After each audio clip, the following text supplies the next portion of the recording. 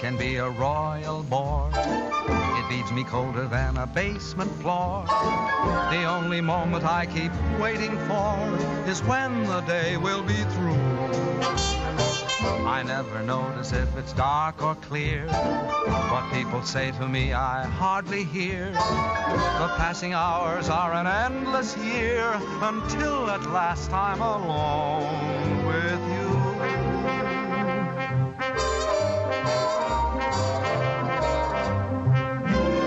Every night at 7, you walk in as fresh as clover, and I begin to sigh all over again. Every night at 7, you come by like May returning, and me, oh my, I start in yearning again. You seem to bring faraway spring near me. I'm always in full bloom when you're in the room. For every night at 7, every time the same thing happens, I fall once again in love, but only with you.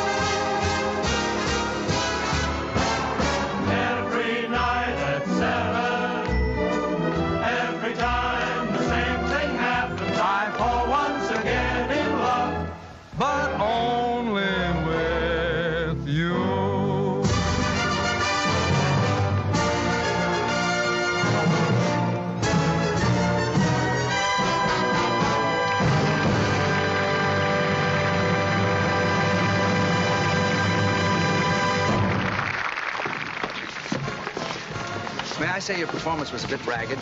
You were so slow going around the throne, I almost caught you. Well, the audience seemed to like it.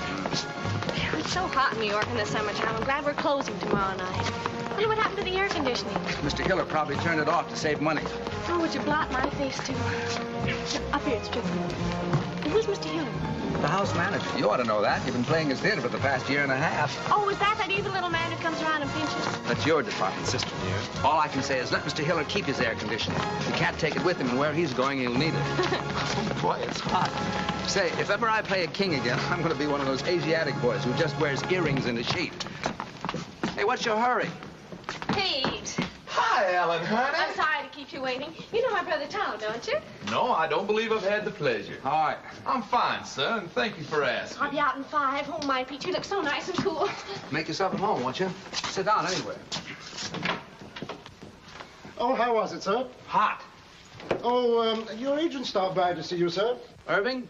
What brought him out this clammy night? He didn't say. He just told me to tell you it was imperative that you and Miss Ellen meet him at McGuffey's bar next door right after the performance. Oh. Ellen? Yeah? Irving wants us to meet him at McGuffey's. Okay. How'd you like Pete? Isn't he cute? He's from the South. No. Why, Ellen, honey, I never would have guessed it. He owns miles and miles of tobacco land in Virginia, and you ought to hear him chant. I met him 2 days ago at Hilda Swan's house, and I'm simply mad about him. Is that all? That's all. Roger. Miss Ellen seems quite taken, doesn't she? This will probably be one of those long affairs that drags on a whole Big weekend. news overseas concerns the royal wedding in London. The British capital is already festive and happy in anticipation of the wedding, which is still several weeks off. How? As for the princess, the most closely guarded secret in England since radar is her wedding gown. The princess herself will see it for the first time this weekend. Chester, Other news, at Miami, Florida, a new tropical hurricane seems to be approaching. Can I talk now? Yes, sir. You know, Mr. Vaughan, I danced in Trafalgar Square the day her grandfather was married. Oh. I'd give anything to be there again this fall, wouldn't you? Yes, I like weddings, provided, of course, they're not mine. Oh, marriages are very healthy, sir. You say married men live much longer than bachelors. If that's true, they're only trying to outlive their wives so they can be bachelors again. Haven't you ever thought of getting married, sir? Once, as a matter of fact, I did. But the young lady changed her mind at the last moment. I've been deeply indebted to her ever since. Good night, Chester. Gee, I wonder what Irving wants. I hope it's something that... My gosh, what a muscle. It's like cement. Oh, it's nothing. All us tobacco men get kind of strong. What from? Lifting money. Oh, come now. It wasn't that good. Good night, Eddie. Good night. Good night, Eddie. Good night. He's the only stage door man I know who isn't called Pop. Hello, Bill. It's been a long time. Hi, Herb. Well, I couldn't wait for you backstage tonight. What is with that heat over there? Who needs it? So how was the show? Well, the first act was a little... Dollboat, how are you, baby? Fine, are you? Ooh, you look so sweet tonight. Well, I do, don't I? Okay, come on, order. I got news, big news. What's happening? Can I present Pete Cumberly? Well, how do you do, Mr. Cumberly? It's a great pleasure. Thank you, sir. That's better now. Who is this square? Friend. Tom Collins, please. Nothing to be mixed in. Hit me with a rod. Shall I give it to you? Well, come on, what is it? This'll kill you. My brother Edgar called tonight from England. He's the head of our London office. Been there for years. Anyhow, the Mayfair Theater people want your whole show for London. No. But quick, they want you there during the wedding season. England during the wedding. I like that. Oh, Tommy. Ellen, honey, does this mean you'll be leaving me? Oh, yes, Pete, isn't it wonderful? When do we open? Well, as soon as possible. Of course, you got to rehearse the English cast first. Hit me, son. What about transportation? Well, there's some French boat leaving a week from next Monday. Which one? Who knows what the name? It's in French. Don't worry, I'll get you on it. Ellen, this means we'll be saying goodbye in 10 days. Oh, yes, Pete, and I'm so happy. Ellen. Oh, hello, Dick. I was waiting for you backstage. That's why I'm late. I'm sorry. Ellen, who is this fella?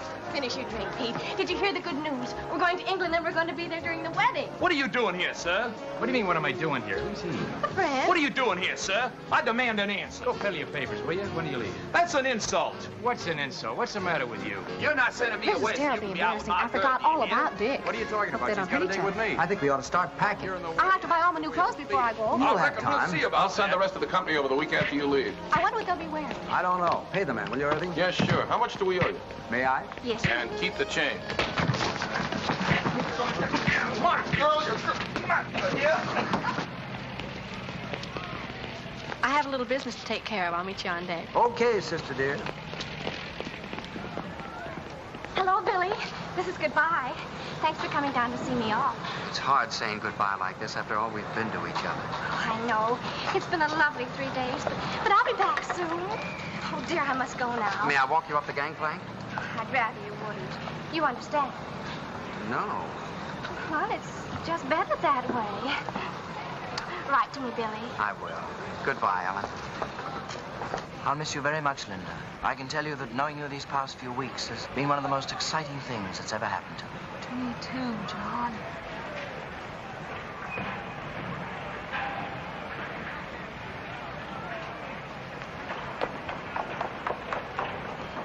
Pete! Ellen, honey. I thought I went to the wrong deck. We had much time. Really? And I had so much to say. What? Well, you're gonna be away. And Yes, I know, Pete, but what? And suddenly knowing you're gonna be away makes me realize my feelings for you. So I thought Ellen, honey. Visitors ashore, please. Oh, dear Pete, you have to go now. Goodbye. But Ellen, You better hurry. Write me what you had to say, huh? I will. Bye. I can tell you, Barbara, that knowing you these past few weeks has been one of the most exciting things that's ever happened to me. Oh, I'll miss you, John.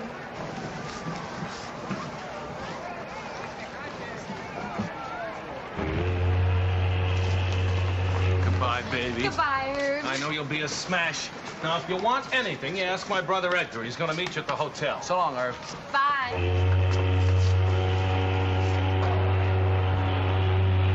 So listen, have a... So long, Ellen.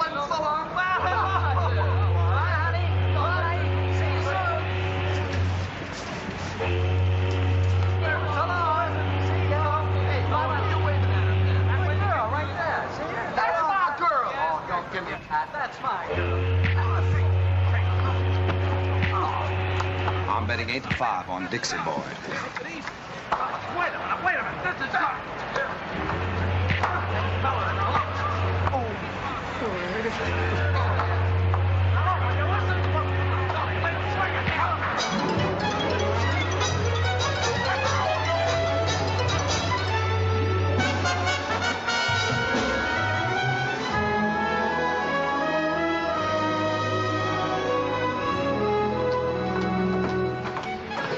What a beautiful, beautiful day.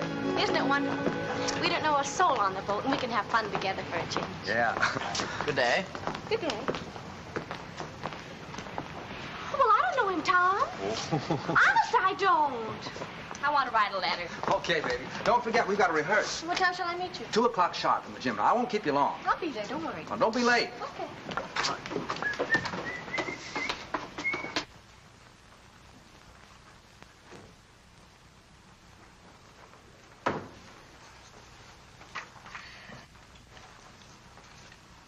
Good day.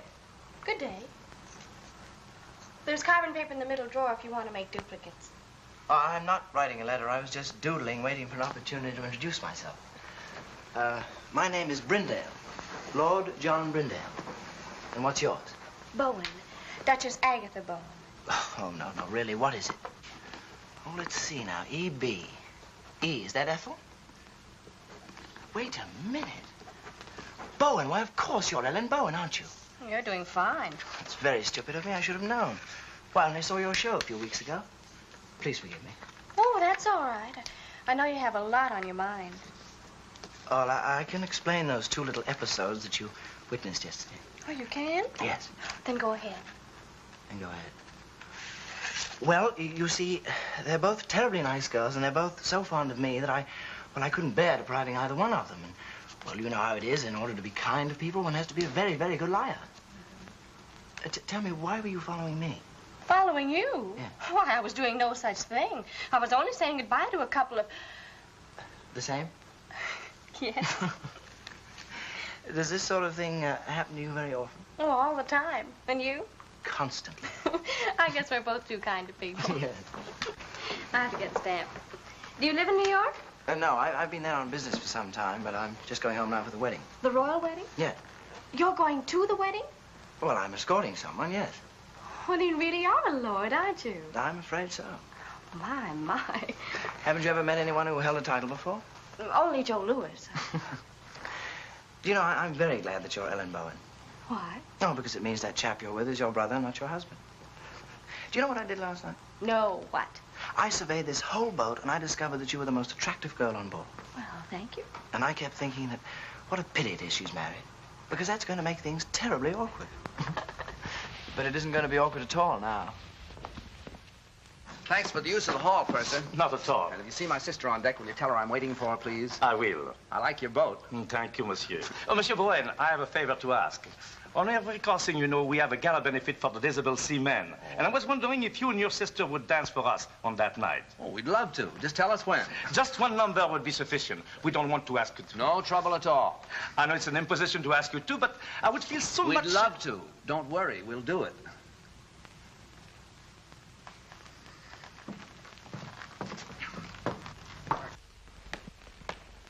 There's a fellow that won't take yes for an answer.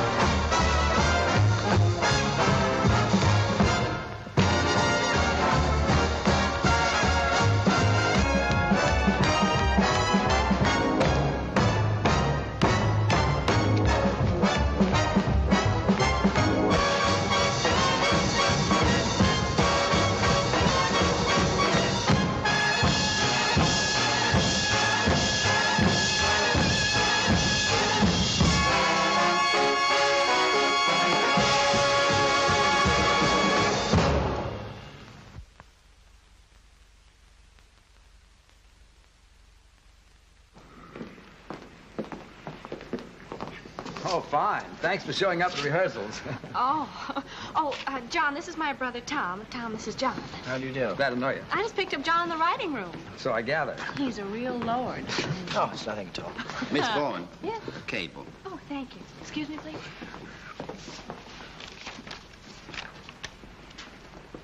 Oh, Tom. Thomas from Pete. Says he's very blue, except for his eye, which is black. Let's forget Pete for this trip, shall we? Excuse us?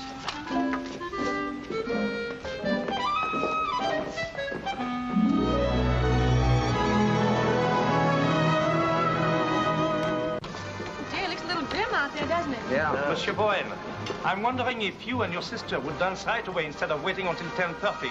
We're a little afraid of the weather. Well, you mean it might be a little, rocky? Yes. Oh, that won't bother us. We can handle it. Thank you, monsieur. Anytime you say. I better change my dress.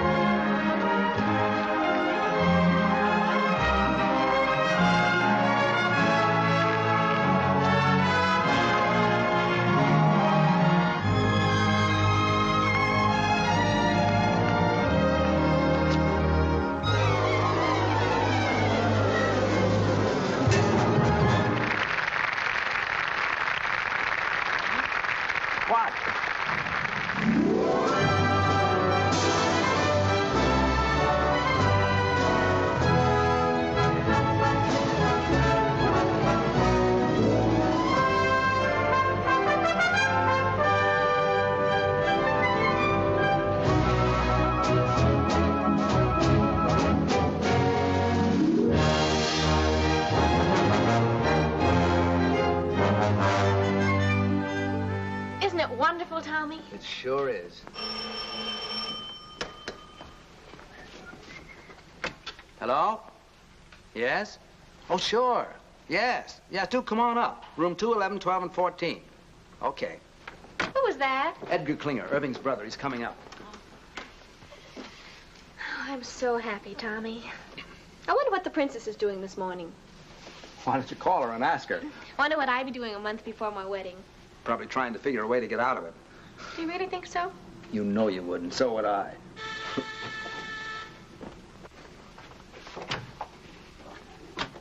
How'd you do? I'm Edgar Klinger. Oh. We didn't know. That Irving and I were twins? No, we didn't. Oh, I must say, but he should have told you, you know. After all, this is a pretty box of pickles. May I come in? Of course, I'm sorry. How do you do? So happy to meet you at long last. My, it's amazing. Yes, it is rather, isn't it? I do hope the rooms are satisfactory. Oh, they're fine. It's a miracle you get them. Yes, quite. The wedding has packed things up a bit, but then there are ways. How's everything at the theater? Oh, seems to be humming. The dancers are coming to audition this afternoon, the singers tomorrow. Good. Excuse me, please. Hello? Oh, hello, Johnny. How are you? Ellen's boat romance. John Brindale. Do you know him? No, the family, very old. They do say that young John is a bit of a chaser. He didn't have to chase very hard after Ellen. She stood still and waited. This afternoon? No, they're auditioning all day. Just a minute. Tom, you don't need me this afternoon, do you? John wants me to drive down and see his old country home with him. Well, I suppose it's all right, but I should think you'd want to come along and see who you're working with. Oh, I never notice anyone but you. John, But I want you home for dinner. And no dates at night until after we open. You'll come strolling in at 4 o'clock in the morning and be all tired out next day. Yes, Papa. It's all set. What time will you pick me up? Okay, I'll be ready. Bye, Johnny. Shall we? Yeah. I'll see you at 7. And be back. Oh, I will. I will. Cheerio. Goodbye, Edgar. Oh, and if there's anything you need, do call. Thank you. After you.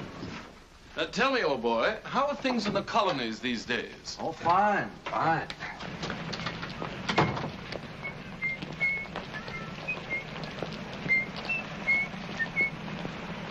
These English clothes are terrific. Frightfully amusing tie, what? Yeah. Got a match?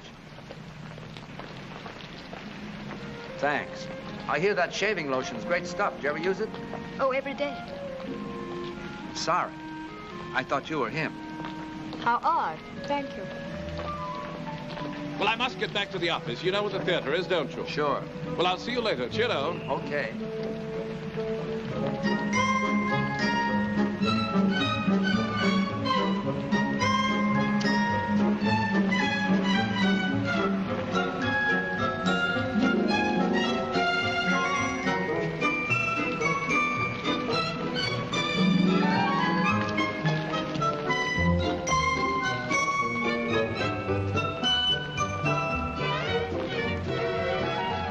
Hello again.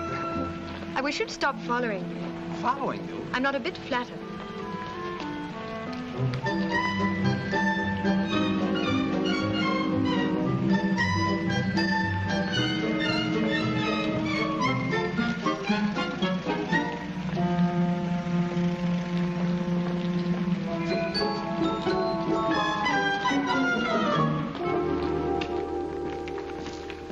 Mr. Brown, I'm Charles Gordon, your stage manager. Oh, it's nice to see you. Everything's ready, sir? Oh, good.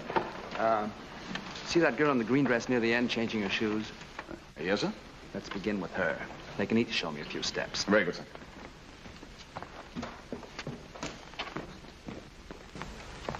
Your name, please. Anne Ashman.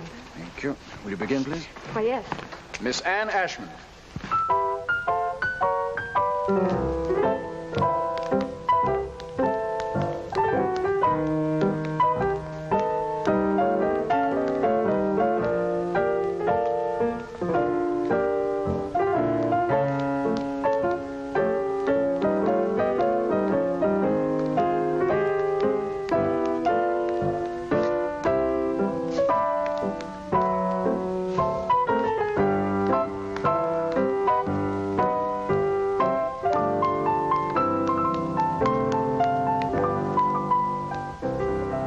Try a few steps with me, please. Oh, dear.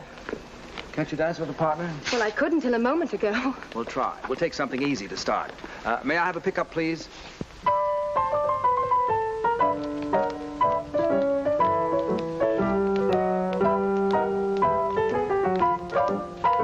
You should have seen the expression on your face when you saw me. How did I look?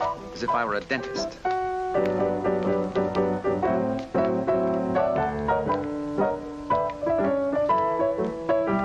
You dance very well. Thank you.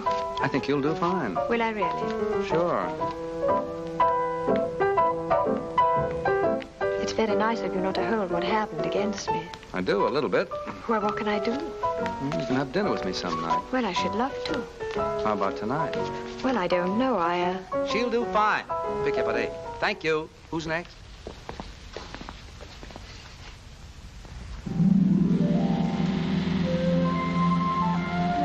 Is it much further? No, we're almost there. My, you look pretty. I know. What do you have to do at the house? Get the wedding present. We sold practically everything at auction except for one set of cold pour china plates. I was supposed to get those when I got married. Seeing there's precious little chance of that, we decided to hand them on to the prince and princess. What is a precious little chance? Oh, I don't know. I think you have to enjoy living with yourself before you have nerve to ask anyone else to. Besides, you know how I am. Oh, here we are.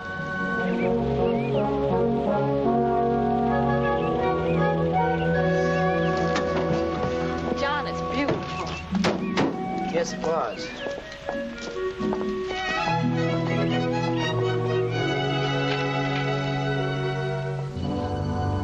I think they're in here. Oh, what a wonderful floor to dance on. Yes. How long since anyone's lived here, John? Oh, about 5 years. No one could afford places like this today. I imagine you miss it terribly. No, I don't think I do anymore. I just don't have anything to replace it with. I say, what time do you have to be back? 7 sharp. Oh, I wish you could have dinner with me. I don't know when I'll get another free evening. There's some sort of party every night from now on. Can't you? I don't know. You know how Tom is. Will you try? Yes, I'll try. Good. Hello. Hi. Back on time. How was the afternoon? Oh, it was wonderful. How were your dancers? Dancers. What do you want to do tonight? Oh, I'm kind of tired, Ellie. I thought I'd just skip dinner and go straight to bed. Would you mind? Oh, no. It's a good idea. That country air really knocks me out. Yeah. You sure you don't mind? Oh, gosh, no. As a matter of fact, I think I'll turn in right now. It's all right with you. It's a good idea. Yeah. It's been a kind of a rough day. Yeah. All right, good night, honey. Good night, Tommy. Sweet dreams.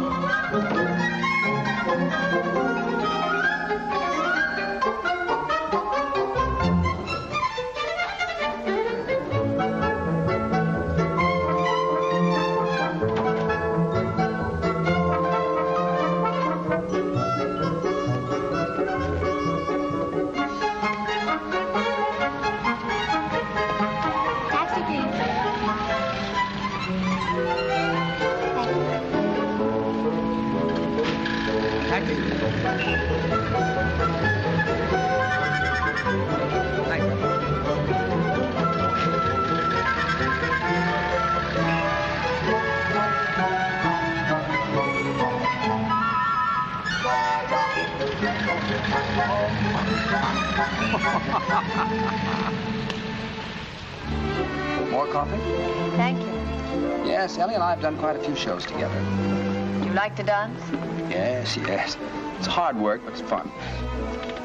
What made you decide to dance? Oh, a very silly reason. How silly. Well, when I was 11, I fell in love for the first time with a boy much older. 12? 13. His name was Alonzo, and I was so happy that suddenly all I wanted to do was to dance. So I figured that if I danced when I was happy, I should be happy if I danced. Is that silly enough? I think so. I felt so good about Alonzo. I used to close my eyes and pretend I could dance all over the floor, walls, even the ceiling. If you ever learn to do that, I can get you a very good booking. You want anything else? No. Let's go.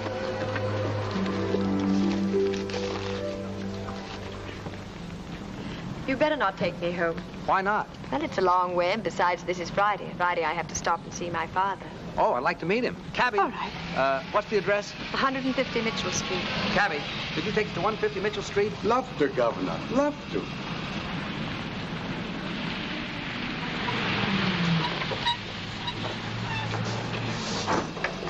Wait, will you please, driver? Love to, Governor. Love to. See, that's my father. He's the proprietor. Oh? Oh, dear, I do hope he won't offend you. He's quite impossible, really. He and my mother have been separated for 3 years, and I have to stop here every Friday and get her money.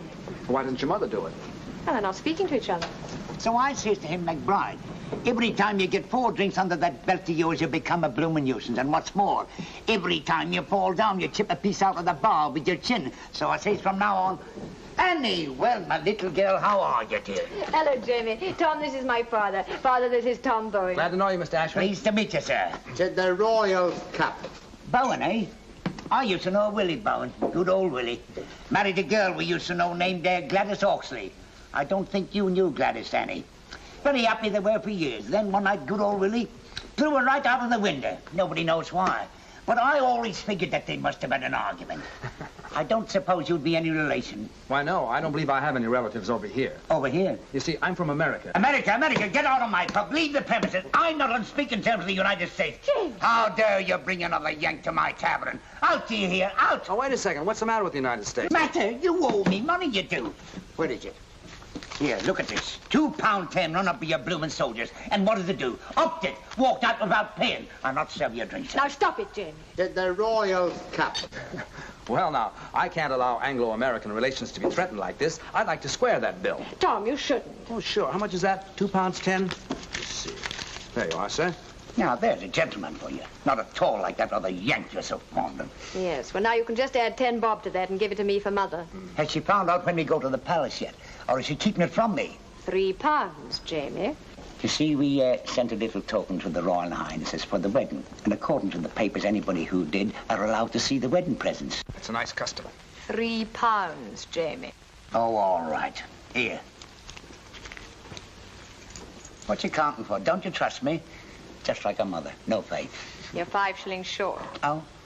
That's what you might call a typographical error. Here. Thank you. We better go. Good night, Jamie. Good night, dearie. Good night, pal. Good night, buddy. To the royal cup. Yeah.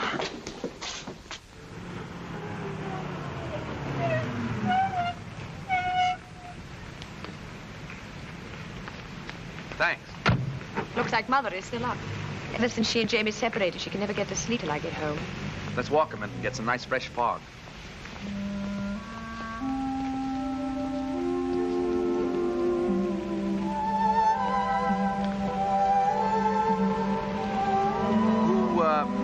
Who's the Yank you're so fond of? Hal Rayton. He's my fiancé.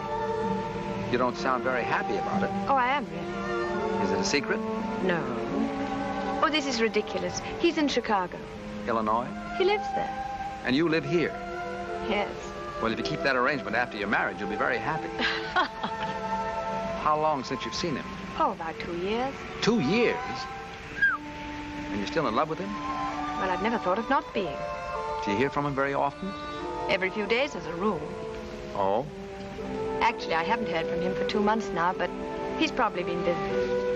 I wrote to him tonight and told him I was in your show and asked him to call me opening night. I assume you have some plans about getting together in the future. Oh, yes. Are you going over there? Is he coming over here? Or are you going to meet in the middle? You see, he works in Ogilvy's department store in Chicago.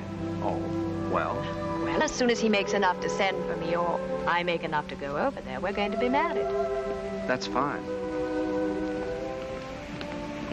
You don't mind, do you? Mind what? My getting married, I mean. I should love to go out with you again. I had an awfully good time. So did I. Of course I don't mind. Actually, I'm kind of glad you're all tied up. Now we can go out and have fun without any pressure, can't we? Yes. I guess so. Good night, Anne. Good night, Tom.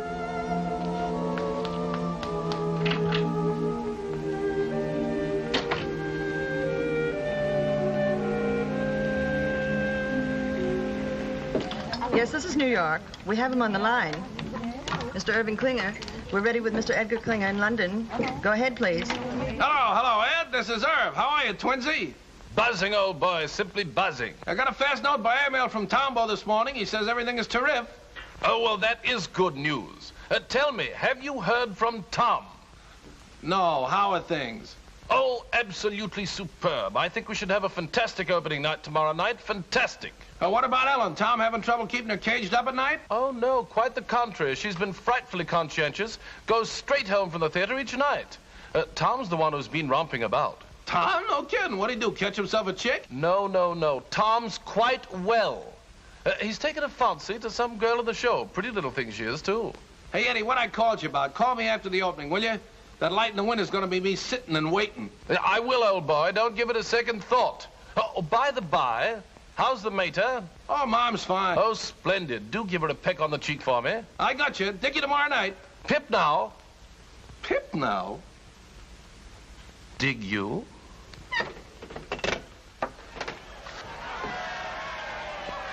What's all the commotion about down there? Oh, it's some regiment that hasn't paraded its finery in years. Gosh, you can just feel the excitement growing, kids. After all, the wedding is only a week off. I wonder what the groom was doing this morning. Well, why don't you call him and ask him? Very funny. Well, I thought it was. What time did you get in last night, lover boy? Oh, around 11, I guess. I don't know. I didn't pay much attention. Well, I did. It was around 2. My, you're a busy little man these PMs, aren't you? We were just having a few laughs. Just a few laughs. That's all. Huh. Yeah, come in. Morning. Why, Johnny, what a pleasant surprise. How are you? Fine. Hi, John. Hello, Tom. I thought this was as good a place as any to see the parade. Oh, we have a sensation of you. Oh, before I forget, your ticket for the opening. Second row right on the aisle. Wonderful. Thanks very much. What time is the parade? We should pass you any minute. I say, Ellen, it's wonderful seeing you again. How's the show going? Oh, just fine. It's been a long time. I know, 4 days. Look, tomorrow night after the opening, Edgar's giving a party. You're going with me, okay? Okay, it'll take a little doing now. Why? Well, there's a huge affair being given, and I'm supposed to take someone. Oh, but you can get out of it, can't you? This is my opening night. Besides, if you don't take me, nobody will. I've been out with a soul, but you couldn't have gotten me. I'll get out of it. You're looking so well these days. Thank you. I think about you so much. I think about you, Ellen. What? I say I think about you. It's so different from anything I've ever felt before. How? Well, first of all, I'm not interested in anybody or anything I do. That's completely new for me. I say that's completely new for me. Ellen, I think this is getting very serious.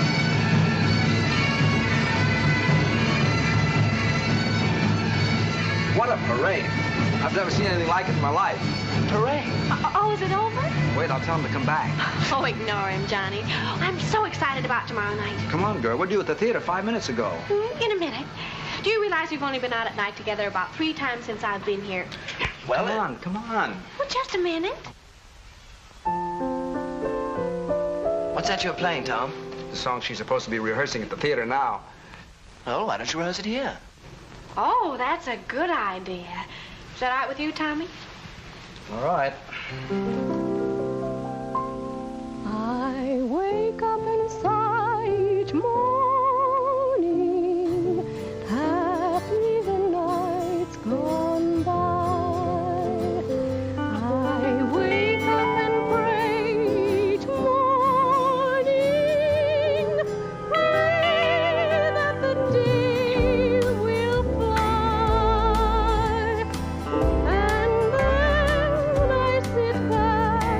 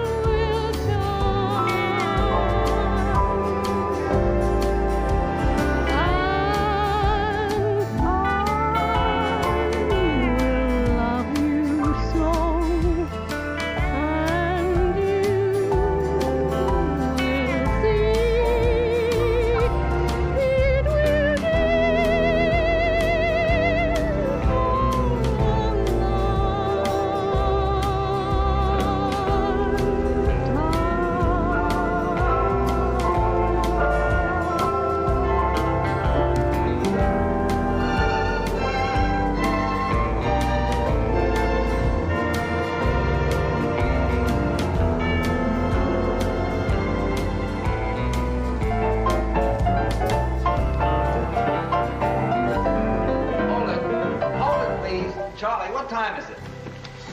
It's 4 a.m., son. Oh, that's enough. All right, everybody, that'll be all for tonight. I'm sorry to keep you working so late. What about our last 2 numbers, Tom? We don't have to rehearse those. You were fine in it this afternoon. Yeah, I thought so, too. Show looks pretty good, doesn't it? Not bad. And, Yeah. don't forget tomorrow night. The opening? How could I? Oh, yes, do try to make that. We'd love to have you. No, I meant afterwards. Edgar's giving a party. We'll go together. Oh, Tom, I can't. Can't? Why not? Hal is calling me. Well, that's right. Forgot all about him. Well, it doesn't matter. I wouldn't bother, except I haven't heard from you for such a long time now, and I do have to talk to you. Taking the bus home tonight. I'll be right with you. Sorry, Tom. That's all right. It's all right. What time tomorrow, sir? 3 o'clock for the company, 11 for Miss Bowen and me. Yes. 11? Well, what for, Tom? I want to take those 2 numbers we didn't do tonight. Oh, I thought you were satisfied with them. Still a few rough spots. Say, what happened to you? Did you get stood out? What are you talking about? What a manic, depressive life you lead. It's going to be a marvelous party tomorrow night. I'm going with John. Who are you taking? 7, 9, 7.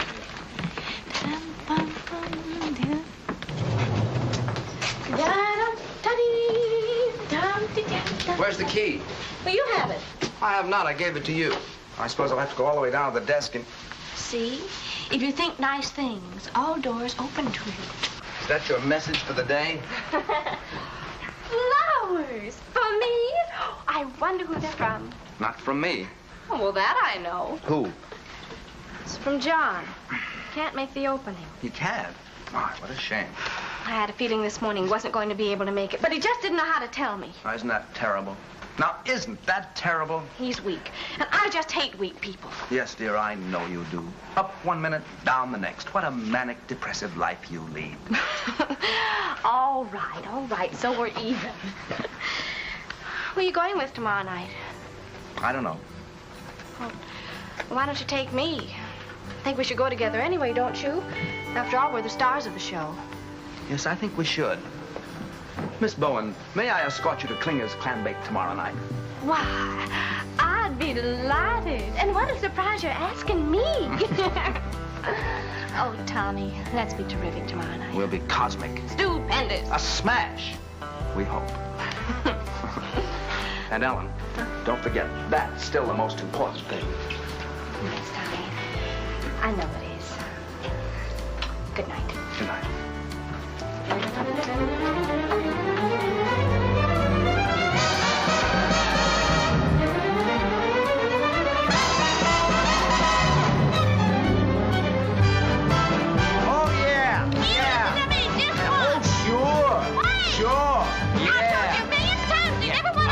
So I said it, so you heard it, so you mad, so what? So this. It's the last time I'll ever go to a party with you. Well, you put that in writing. Well, you're always making cracks. Like what? Well, you always humiliate me. Didn't your mother never teach you no manners? I never had no mother. We was too poor. Hey, what's the matter with you lately? You used to tell me you loved me. You used to treat me like a high-class dame. Well, usen't you? So are you. Oh, there, so you admit it. I ain't admitting nothing. I'll give you one more chance. Do you love me or don't you? No, I don't. Quit stalling. I want a direct answer. Listen, kid, there's one thing about you I can't understand. How could you believe me when I said I love you, when you know I've been a liar all my life? You've had that reputation since you was a youth. You must have been insane to think I'd tell you the truth. How could I believe you when you said we'd marry? Why, you know I'd rather hang than have a fight. I know I said I'd make you mine. Now wouldn't you know that I would go for that old line? How could you believe me when I said I love you, when you know I've been a liar? You sure have been a liar. A double-crossing liar. A double-crossing liar. Oh, my doggone cheating lie. You said you would love me long. So what? And never would do me wrong. Stop bending the soup. Faithful you'd always be. Me? Why, baby, you must be loony to trust a lower than low two-timer like me. You said I'd have everything. Get hard. A beautiful diamond ring. A bungalow by the sea. A bungalow, yes. You're really naive to ever believe a full of baloney pony like me. Boy, I sure must have lost my head. You ain't lost nothing you never had. What about the time you went to Indiana? I was lying, I was down in Alabama. You said you had some business you had to complete. What I was doing, I would be a cat to repeat. What about the evenings you was with your mother? I was romping with another honey lamb. To think you swore our love was real. Baby, leave us, not forget that I'm a heel. How could I believe you when you said you loved me? Well, you know, I've been a liar. A good-for-nothing liar. All my good-for-nothing lies.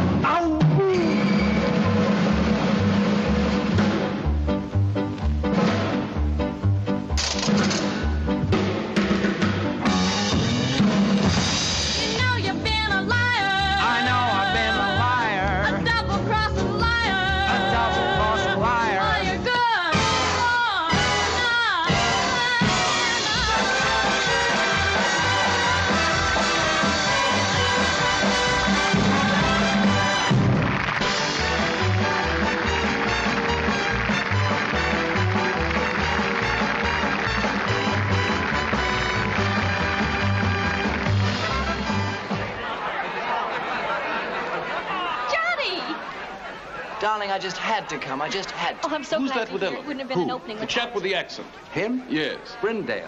Ah. They've become very good friends. Oh, yes. Don't you think we should be getting over to Edgar's? Later, Johnny. Tonight's my night, and tonight I want to be alone with you. When he didn't show up at the opening, I didn't even feel like going on. How'd you get away from your party? Oh, I just walked out. I couldn't stand not being with you tonight. Ellen, I think we're in love. Yes, darling, I know. Well, what are we going to do about it? Nothing. Well, we can't go on in this indefinite state. Well, aren't you happy? Oh, you know I am. So am I. Let's not kid her with improvements, huh? But something might happen. Like what? Well, someday you might look over my shoulder and see someone else. Someone else? Yes. Too late now to forget your smile, the way we cling when we've danced a while. Too late now to forgive and go on to someone new. Too late now to forget your voice, the way one word makes my heart rejoice. Too late now to imagine myself away from you. All the things we've done together, I relive when we're apart. All the tender fun together stays on in my heart. How could I ever close the door and be the same as I was before? Darling, no, no, I can't anymore. It's too late now.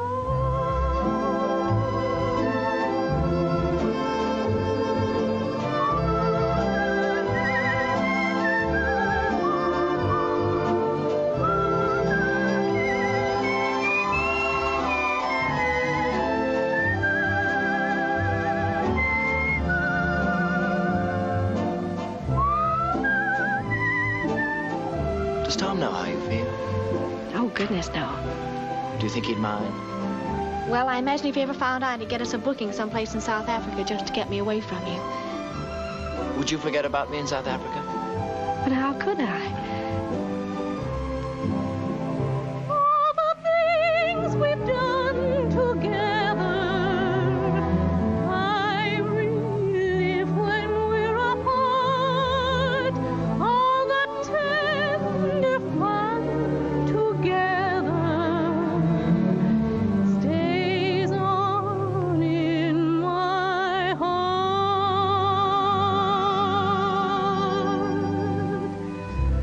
How could I ever close the door and be the same as I was before? Darling, no, no, I can't anymore. It's too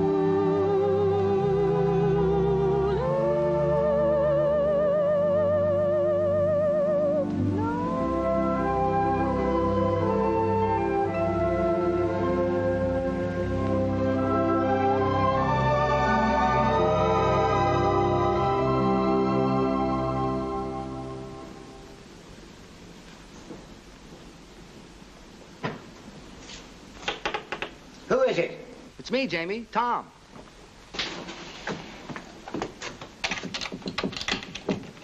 Tommy, my boy, come in. You all closed up for the night? Well, it's after 2. But I'm never closed for you, Tommy boy. Thanks.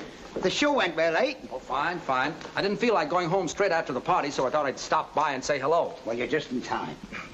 It was announced we go to see the presidents on Monday. Thanks. I was just about to try on my suit for the palace. I'll slip into it. You have a look. Then you can tell me what you think, eh? Sure. Oh, by the way, isn't this Anne's night to visit you? Yes, she was by about an hour ago, picked up her money, and stole away like a pickpocket. Did her call come through from Chicago? Now the bloomin' blighter never called. She must be upset. Well, I couldn't say. I don't know how Annie feels about anything. She's not an easy one to get to know. Very quiet she is, but deep. At least I hope she is deep, or else she's wasting a lot of her time being quiet. Well, brace yourself. What do you think? Do I look like a gentleman? Jamie, you look like a banker. But do I look like a gentleman? It's written all over you. I got it this afternoon from Percy Monroe. Last year when he got pneumonia, they bought it for him to be buried in. But he recovered. Well, my only advice is, if you meet the royal family, I wouldn't bow too low. Remember, this is a wedding, not a coming-out party. I see what you mean. I'll watch it. Are you excited? Excited? No, I'm just scared. Nervous and scared. Why? It's meeting the old crow again. I haven't clapped eyes on her in 3 years. I know. It's funny, if it wasn't for this royal wedding, probably I'd never have crossed her path again. I'll tell you what. On Monday, I'll call for you and take you down to meet her. I'll give you moral support. Now, that's nice of you, Tommy. Unusually nice of you. You're a good man, you are. I don't know what Annie is doing waiting for this knucklehead in Chicago when she knows a fella like you right here in town. That's love, Jamie. What about you? Do I look like the settling down kind? Come on, let me out. I'll do the bending. I'm dressed for it. Thank you, Tommy.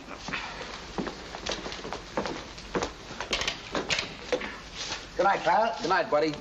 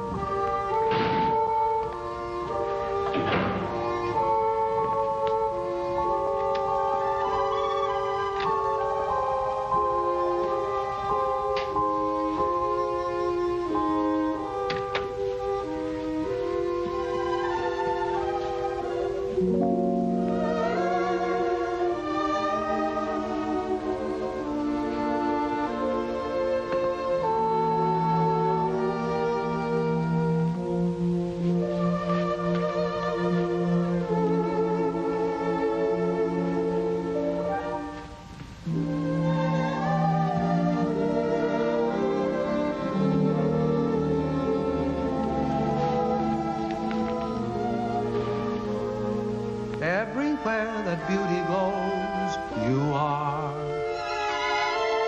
Everywhere an orchid grows, you are. Everything that's young and gay, brighter than a holiday. Everywhere the angels play, you are. You're like Paris in April and May. You're New York on a silvery day. A Swiss Alp as the sun grows fainter. You're Loch Lomond when autumn is the mater. You're moonlight on a night in Capri, and Cape Cod looking out at the sea. You're all places that leave me breathless, and no wonder you're all the world to me.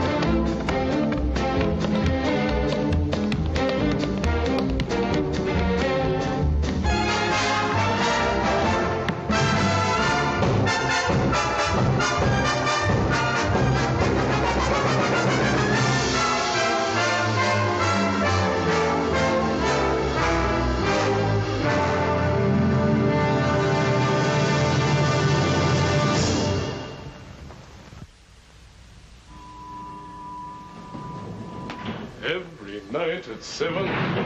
Dum-da-dum. Come in. Good morning. Oh, hello, Morning. Edgar. Absolutely fantastic notices. Everyone. You could stay on for years. Have you seen the dailies? Rather. Oh, we're so thrilled. There's been an 8-week call at the libraries. There's been a what? At the what? The libraries, old boy. That's what we call our ticket brokers. Oh. They want blocks of seats 8 weeks in advance. Why didn't you say so? Oh, Tom, did you see the one where they say we're brilliant? Where? Oh, Edgar, have you called Irving yet? I'm off to the office now. I'll take you to my room. Edgar, sit down a sec, will you? I want you to do a favor for me. Oh, at your command, old boy. Look, when you call Irving, ask him to find out what happened to a boy who used to work at Ogilvy's department store in Chicago. His name is Hal Rayton. I've written it all down for you. Oh, right you are. Can you do that? And don't say anything to anybody about it, will you? It shall be graveyard, old boy. Graveyard. Right. Thanks. Thanks. This is New York. We're ready, London. Mr. Irving Klinger is on the line. Hello. Irving there. Edgar here. Hey, Eddie, so how are things? Buzzing right along. Smash, huh? So how are the notices? Wizard, old boy, wizard. That bad, huh? No. Wizard. Wizard. Oh, wizard. Yes. Now, look, Tom wants you to follow up on a chap named Hal Rayton, R-A-Y-T-O-N. Hal Rayton, what does he do, a single? Well, Mr. Rayton is not in the theatrical profession. He ain't in the theater, so who needs him? It's a personal matter of Tom's. Now, when last heard from, Mr. Rayton was employed at Ogilvy's department store in Chicago. Ogilvy's, dig ya? I'll throw the hassle to our Chicago branch, have the whole mess in your lap in a fast 2 days. Oh, no, that won't be necessary. Just follow up on the Rayton matter and let us know. Natch, I just said... Pip now. Oh, yes, dig you. Oh, there's Jamie for you. Wouldn't you know he'd be late, even to the palace? Now, take it easy, Mother. Maybe the traffic was heavy. It's not the traffic, it's Jamie. Ever since I told him I don't like to be kept waiting, he's been keeping me waiting. You know, Mother, there's an old Spanish proverb which goes, he who does not love the faults of his loved one does not love at all. That may be well and good for the Spanish, but I'm English. Do you know what I think? No, dearie? I think he's all excited about seeing you. Do you think so? Mm-hmm. How do I look? As elegant as can be. Tommy, tell him he's going too fast. Driver, could you slow down a little? Oh, yes, sir. What do you say we step off and have a quick one there? To the health of the royal couple, eh? Sit back, Jamie. We're not stopping anywhere. Well, tell him to go a little slower. You can't go any slower. And don't be so nervous. Now, when you see her, be sure you act like the gentleman you look like. I will, but if she says one word of criticism, I'll hit her on the head with this cab. You'll do nothing of the kind. Here we are. Stop here, driver.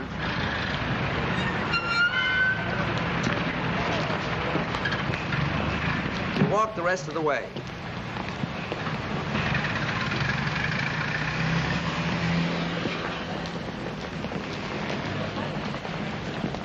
Come on now. Don't lose your nerve. Get in there. Go on.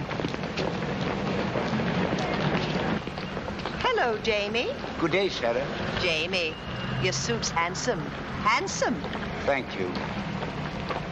I'm sorry I'm late. The traffic was heavy today. I told the cabby to go as fast as he could.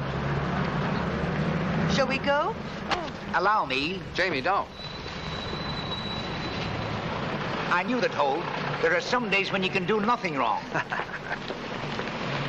Do you think they'll stay together? Sure. I hope so. For them as well as for me.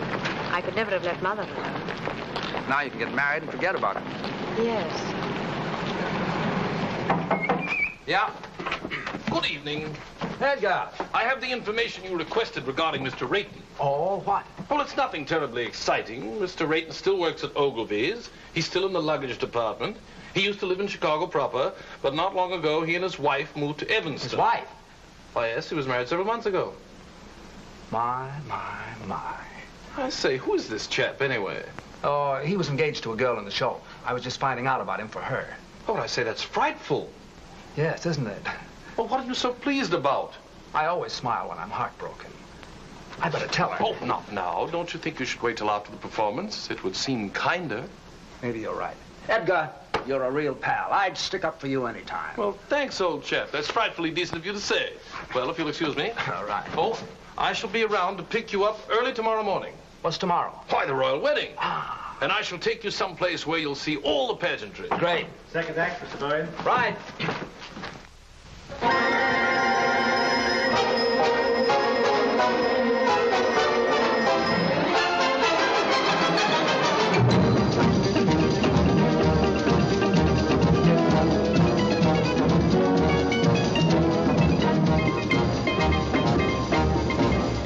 left my hat in Haiti, in some forgotten flat in Haiti.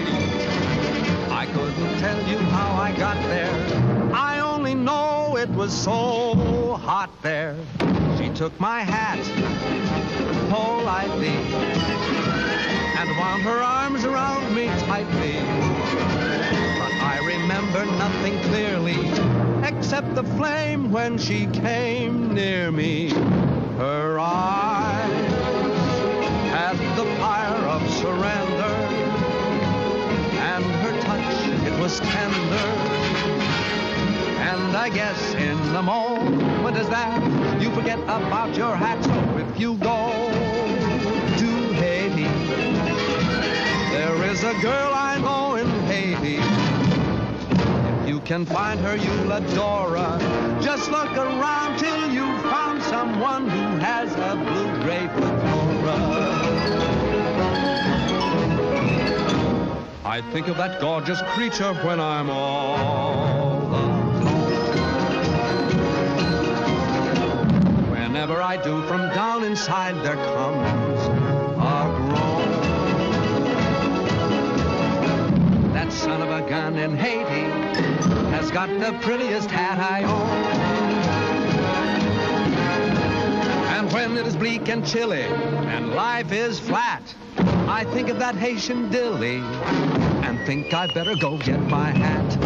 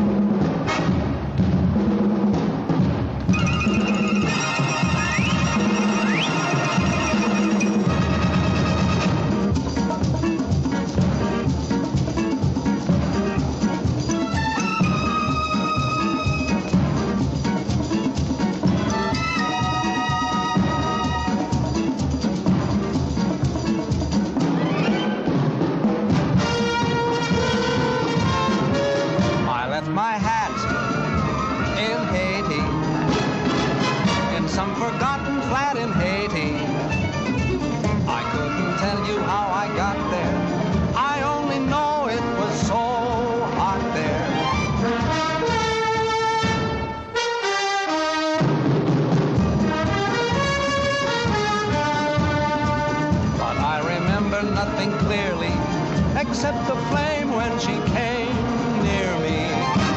Her eyes had the fire of surrender, and her touch, it was tender. And I guess in a moment as that, you forget about your hat. So if you go to Haiti, there is a girl I know in Haiti. If you can find her, you'll adore her.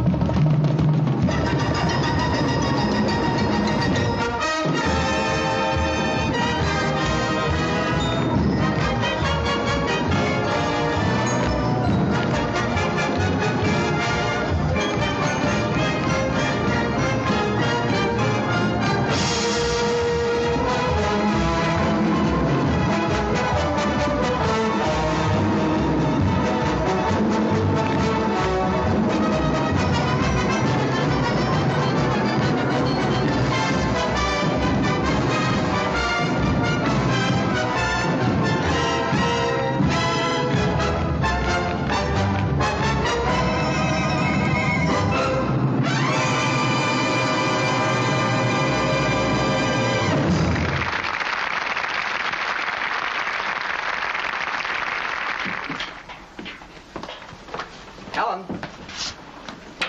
Ellen? Got anybody to take you home?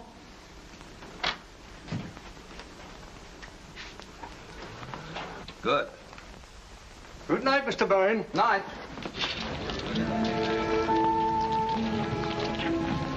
Anne, I've something to tell you. Yes? I hope you won't think I've butted in where I shouldn't have, but Jamie told me your friend didn't call. Oh? I didn't ask. He told me. I don't quite know why I did it, but I decided to try and find out what happened to him. Did you? Yes, I did. Well? Anne, he's married. Married? I'm sorry. How wonderful. How simply wonderful. Oh, Tom, thank you. Oh, it was nothing. Anne. Yet I've been worrying myself to death over him on account of you, and he's been married all the time. Isn't it wonderful? What do you mean, on account of me? Well, on account of me being in love with you and you being in love with me. I'm in love with you? Well, aren't you? Yeah. What a mess. Why? The next thing that happens, we'll be thinking about getting married. I'm thinking about it right now. There, you see? Well, don't you want to marry me? Yes, I do. Anne, it isn't you, it's marriage. I'm afraid I couldn't be married and make a go of it. I've been living one way too long. With me, it's always been work. Everything else has just been a side issue. It isn't because I don't want to, it's just that I don't know if I could change. Anne, I know I'd be an awful flop as a husband. Do you understand? I think I do, Tom. What do we do? Perhaps you'd better take me home.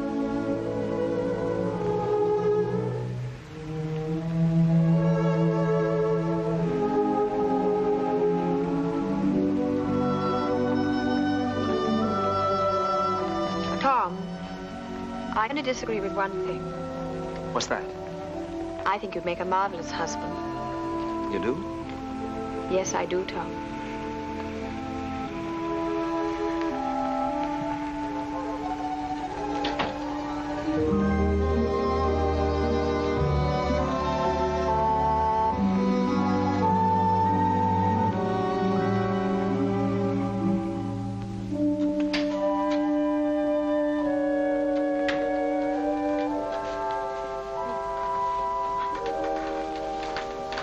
Hi.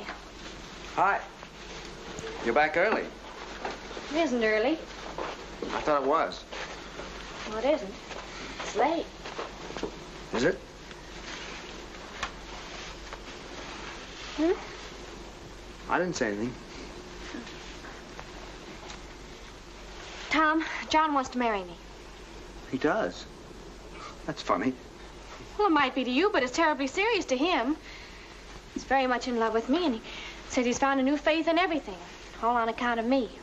How do you feel? Well, very constructive. I never thought I'd live to see the day you'd inspire anybody to do anything but slug it out. All right. Go ahead and make fun of me. I'm sorry, Ellie. You really are involved this time, aren't you? Up to here. What are you going to do? I don't know. I was rather hoping you'd make up my mind for me, like you usually do. It sure is funny.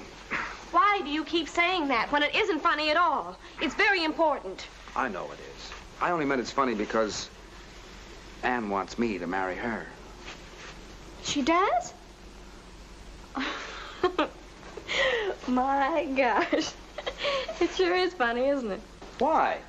Well, I don't know. It's just funny, that's all. Well, what's so funny about someone wanting to marry me? I have a few good points, you know. Tommy, are you really in love with her? Up to here. Oh, my. Well, I wonder what would happen if we just threw over all our principles and went ahead and got married anyway. Well, you'd stay here in England with John. Well, why would I stay here?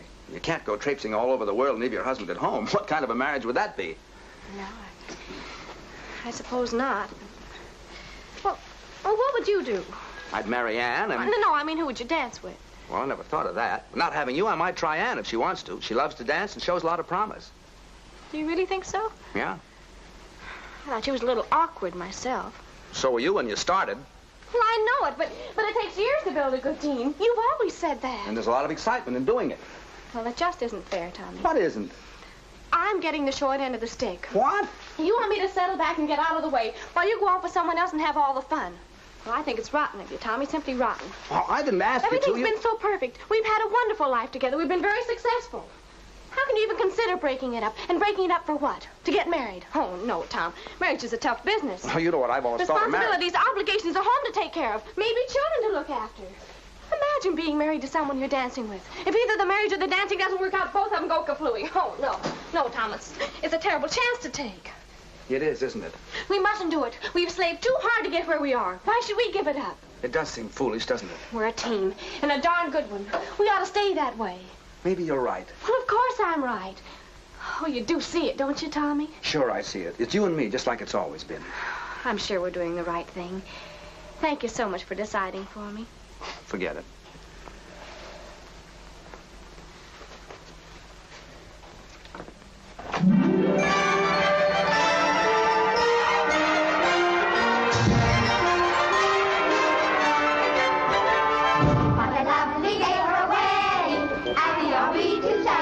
It's a lovely day for a wedding, lovely in every way. The sun is out without a doubt to see what all the joys about. For everywhere the world is merry and gay. What a lovely day for a wedding, over again we say. It's a lovely, lovely, lovely wedding day.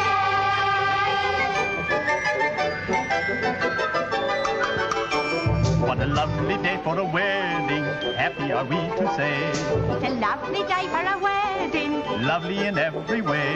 The royal guard is off their guard and drink is got and yard. Big Ben has quite forgot the time of the day. The time of the day. What a lovely day for a wedding, over again we say. It's a lovely, lovely wedding. Lovely, lovely wedding. Lovely, lovely, lovely, lovely wedding day.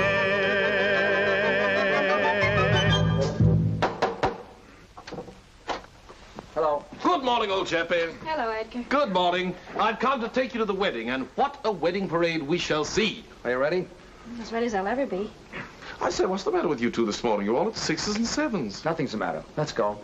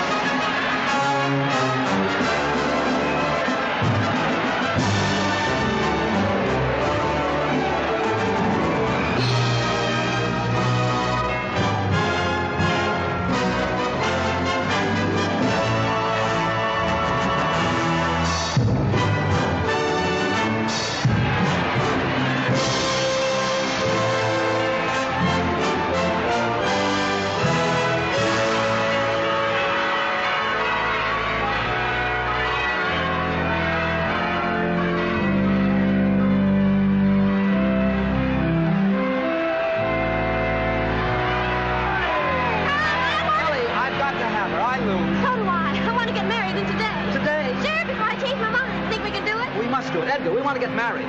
I thought you two were related. Oh, no. And we want to get married today. Well, it takes 3 weeks. 3 weeks? Anything can happen in 3 weeks. Oh, you can fix it for us. Irving said you can do anything. Well, I know, but one must have permission from the Archbishop's office, and after all, he's busy today. You've got to swing it for us, Edgar. Well, I'll try. You two meet me at the Vicar General's in 2 hours. If it's at all possible to get permission for a license, you shall be married this afternoon. Oh, where?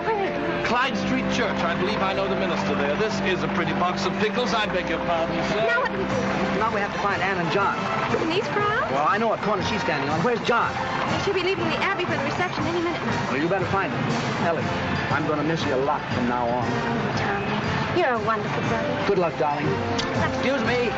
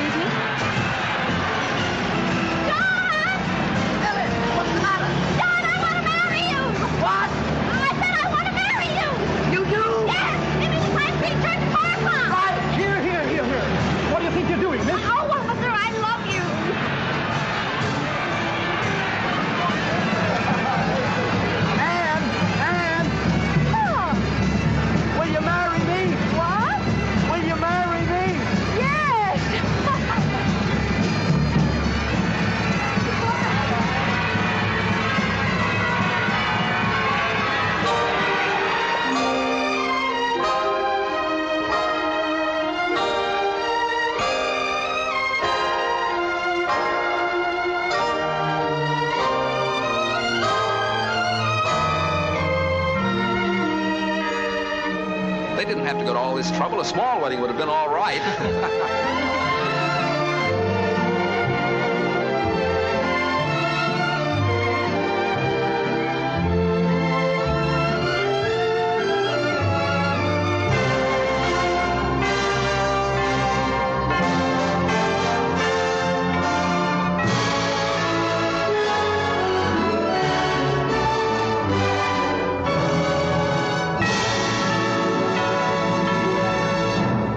When Royal Wedding debuted in 1951, it enchanted audiences and critics as one of Metro-Goldwyn-Mayer's most lavish Technicolor musical extravaganzas.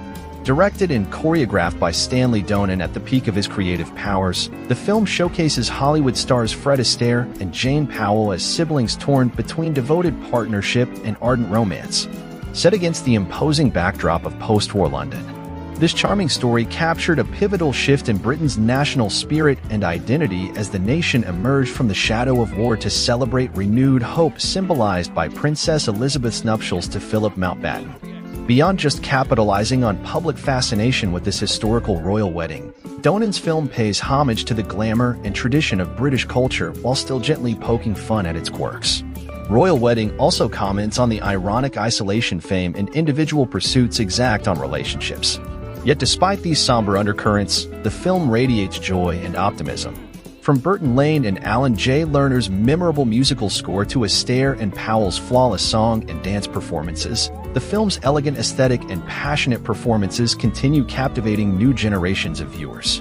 In particular, Astaire's casually miraculous gravity-defying ceiling dance revolutionized perceptions of film musicals as mere photograph theater, garnering extensive media coverage and accolades.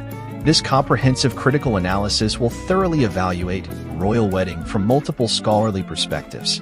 We will extensively summarize the film's plot, characters, and romantic relationships, analyzing key themes related to national identity, fame, unity through diversity, and passion through art. Additionally, we will use film theory frameworks to scrutinize Donen's masterful direction, editing pace, and mise-en-scene design. The choreography and musical score's dramatic functions will be examined at length along with pioneering cinematography techniques.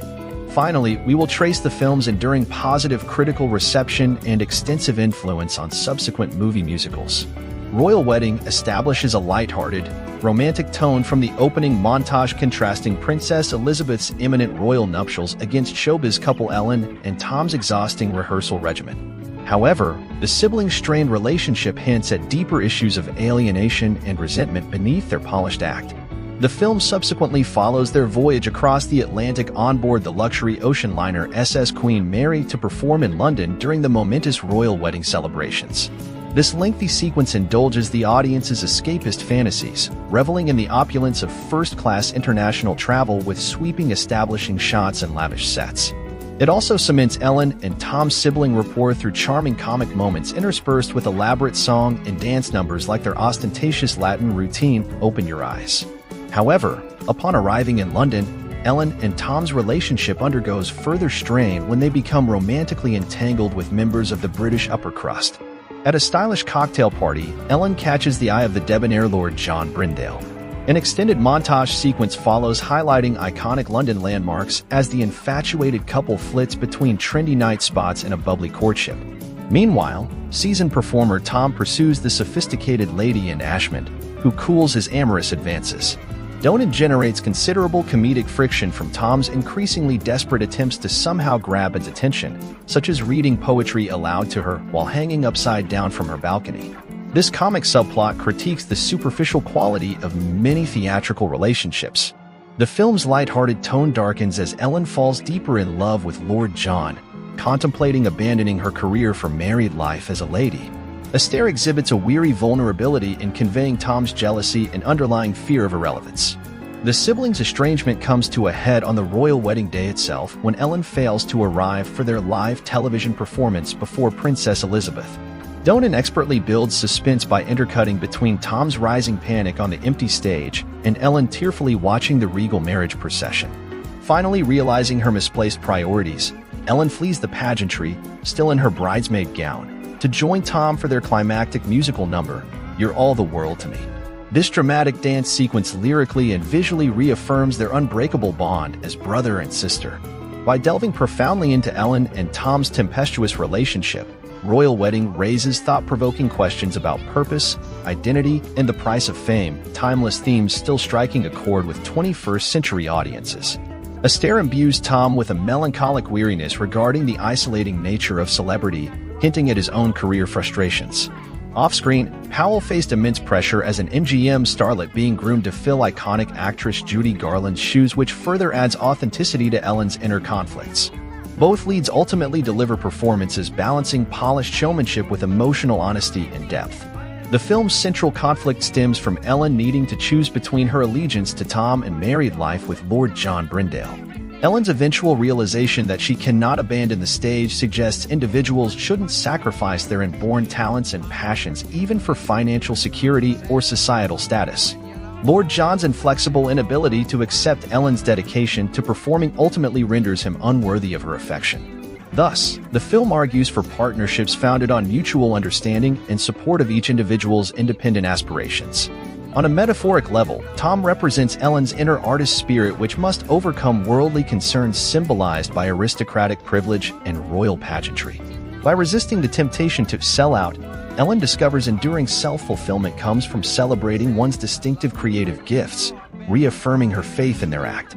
The narrative suggests the arts possess redemptive, restorative powers to transcend superficial divisions and reconnect us with what truly matters. Ellen and Tom's soaring duet renews their commitment to joyful creative expression achieved through harmonious collaboration versus solitary glory. Initially, Royal Wedding humorously plays with clashing stereotypes of Americans versus Brits, the former branded wide-eyed, casual hustlers, and the latter judged as sophisticated but repressed snobs. However, romantic entanglements dissolve these superficial social barriers. American Tom finds a worthy equal in the sharp-witted lady, and while Ellen's guileless personality charms the British aristocracy, the film suggests national identities matter far less than universal human traits like passion, integrity, and loyalty when forging meaningful connections. In an era still defined by recent wartime nationalism, this theme would have carried deep resonance.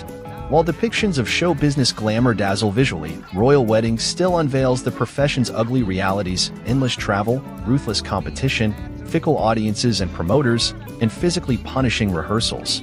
Financial exploitation also simmers under the surface as Tom battles shady producers to get paid. Astaire's weary gravitas acknowledges the ultimate ephemerality of fame. Ellen's absence on performance night leaves Tom dejectedly facing failure. Yet their ultimate collaboration represents resilience against adversity through preserving creative vision versus chasing accolades. Donen displays refined mastery of Hollywood's invisible style across every sequence. He effortlessly sustains the energetic pacing and light tone by fluidly integrating musical numbers into the narrative. The convincing mise-en-scene transports viewers through meticulous period recreation of settings and costumes, such as the extravagant ocean liner ballroom. Donen's experience choreographing stage productions translates beautifully to framing dance for the camera. He adeptly films Astaire and Powell's routines primarily in long takes using multi-camera angles and graceful tracking shots to capture the continuous flow and geometry of movements. Through his variation in lens distances and perspectives, Donen elegantly balances magnifying intimacy with preserving the awe-inspiring athleticism of Astaire's footwork. The cinematography and editing interweave gracefully, as dissolves subtly transition between varied focal lengths. Whether filming a dizzying aerial spin or quivering hand gesture, Donen's skillful compositions and camera movement complement the emotional tones of each scene. Burton Lane's vibrant jazz-inflected orchestrations perform narrative functions beyond simply accompanying performers. The score expands character perspectives through leitmotifs. The tinkling xylophone chasing Ellen suggests the magical fantasy she envisions by becoming British aristocracy. During Tom's humorous upside-down balcony flirtation, the trilling flute and strings echo his elevated heartbeat and agility. Alternately, the haunting orchestral theme swelling as Ellen watches the royal newlyweds hints at her dreams collapse. The lyrics by Alan J. Lerner advance the plot through wistful inner dialogues, from Tom and Ellen's early carol, "We're Not a Success," signifying their wandering lifestyle, to Ellen's soaring confession of love, "Too Late Now." Songs provide essential exposition, as when Tom introduces their act in "I Love Louisa." Often lyrics subtly underscore ironic contradictions between action and feeling, as when "Open Your Eyes" accompanies Ellen's naked ambition to use romance to ascend into elite circles. The integrated songs propel character growth rather than distracting from the central drama. From the pioneering ceiling dance to audaciously fluid crane shots sweeping through narrow corridors and spiral staircases, Donen flaunts technical mastery while advancing character perspective and emotions. The flexibility of the Technicolor film gauge enhances the dazzling, painterly vibrancy of Powell's costumes against London's muted, shadowy palette. By overexposing lit scenes against extreme darkness, Donen creates an ethereal, romanticized atmosphere. The lighting motifs visually signal characters' shifting emotions, from the soft focus glow bathing the lovers to harsh spotlights mercilessly illuminating Tom's humiliation.